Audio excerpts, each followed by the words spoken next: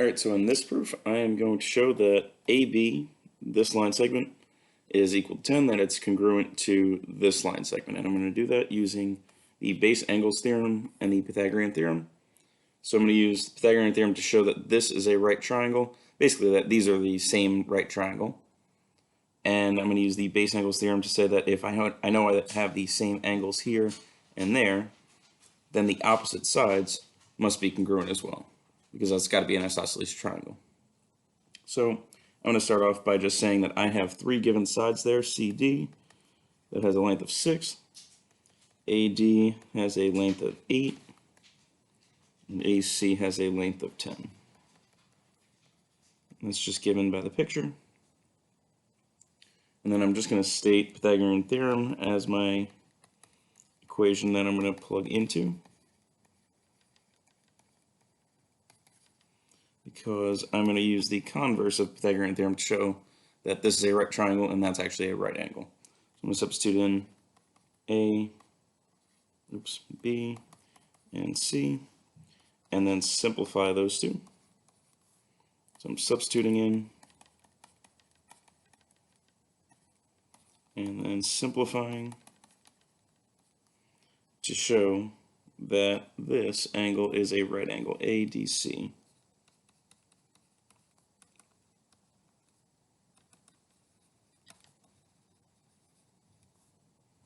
By the converse of Pythagorean theorem.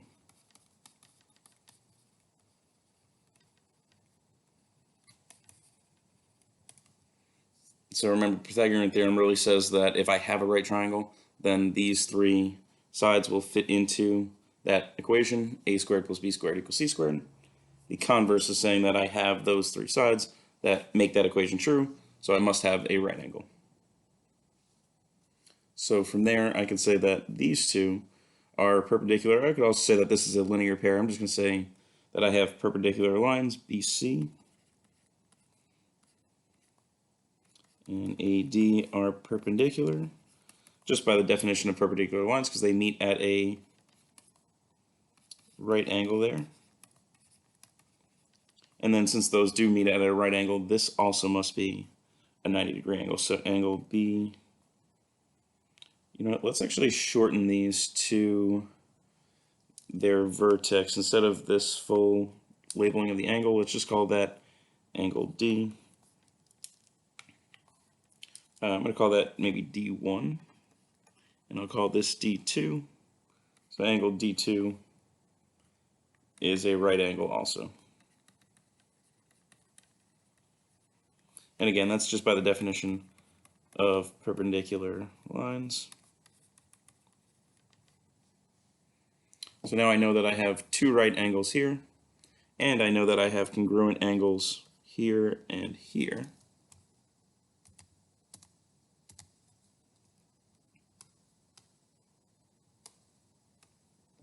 So this angle and this angle are congruent, and I have D1 and D2 that I labeled there as also congruent angles there. So from here I can use that. Actually, let me just state that this is given to me, that I have angle A. I guess I have to do the same kind of thing. Let's call this A2 and this one A1. A1 is congruent to A2. That's just given by the picture. And I know that based on just this being a triangle, I know that angle A2 plus angle D2 plus angle B adds up to 180 degrees by the triangle, sorry about that, triangle sum theorem. And I'm going to use that exact same theorem again with the other triangle, with this one. So I'm going to say that A1 plus D1 plus C adds up to 180. And then I'm going to substitute those three angles in place of this 180.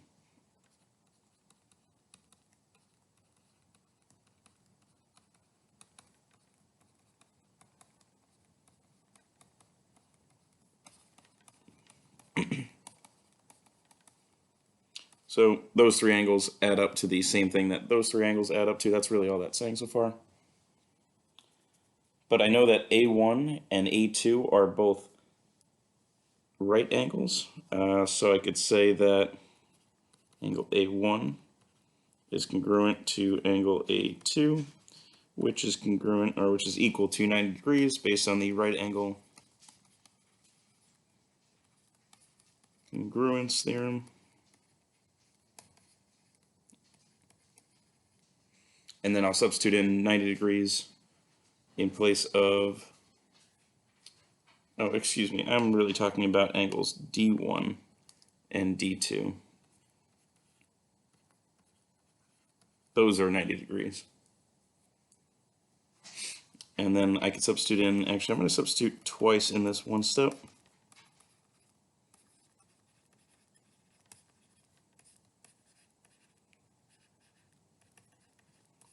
Actually, I'm really going to substitute 4 times. I'm going to take 90 degrees and substitute it in place of D2 and D1. And I'm going to take this A1 and put it in place of A2. I know that those are congruent, and I know that all of those are congruent, so I can use those interchangeably. So I can say that angle A1, I'm using that substitution there, plus 90, although I could just call that D1 also if I wanted to, equals A1 plus another 90 plus C. And now I'm going to subtract subtraction property of equality on both sides. I'm going to subtract the measure of angle A1 plus 90 on both sides there. Leave me with angle B. The measure of angle B is equal to the measure of angle C. So this angle and this angle are congruent. So I'm actually going to need 2 more steps here. I know that since these angles are congruent, their opposite sides must also be congruent based on the converse of the base angles theorem.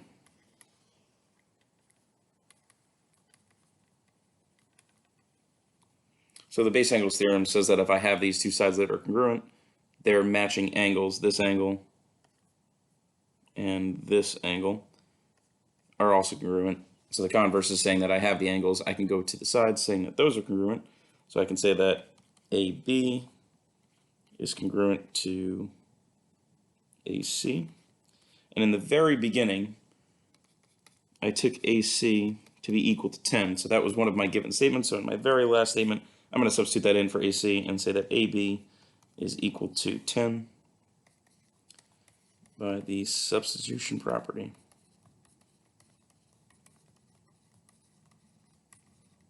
And finally, I've gotten to what I needed to. AB is equal to 10.